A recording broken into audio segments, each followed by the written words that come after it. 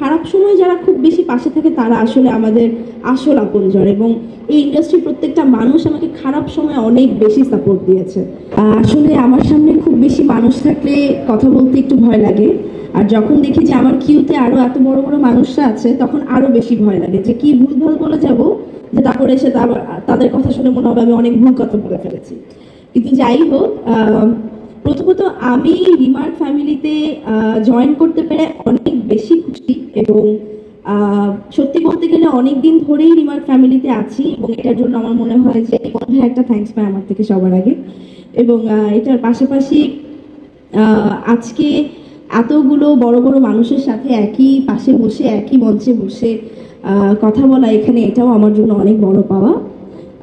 আমি যদি খুব সহজ ভাষায় বলি যে রিমার্ক আপনজন এই কথাটা আসলে আমার কাছে কি, আসলে ব্যাক স্টেজে যখন আমরা গল্প করছিলাম, আমি মিম আপু পূজা আমরা যখন গল্প করছিলাম তখন আমরা ডিসকাস করছিলাম যে আসলে আমাদের আপনজন কারা কিংবা কে। তো আমার যেহেতু এই ইন্ডাস্ট্রিতে অনেক বছর, তো আমি আসলে দেখি ইন্ডাস্ট্রির প্রত্যেকটা মানুষই আমার আপনজন, প্রত্যেকটা মানুষই আসলে আমার সুখে দুঃখে এত আমার পাশে থেকেছে সবসময় এবং এখনো থাকে।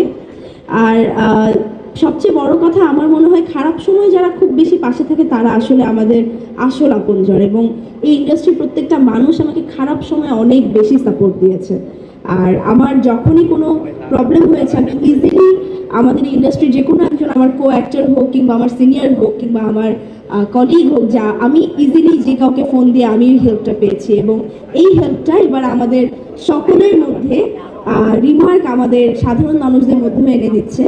এবং আমার মনে হয় এটা প্রথম কোনো কোম্পানি রিমার্ক যে কিনা রিমার্ক আপনজন নামের এরকম একটা উদ্যোগ শুরু করেছে, এবং আমি সেই উদ্যোগের শুরুতে আজকে থাকতে পেরে অনেক বেশি খুশি।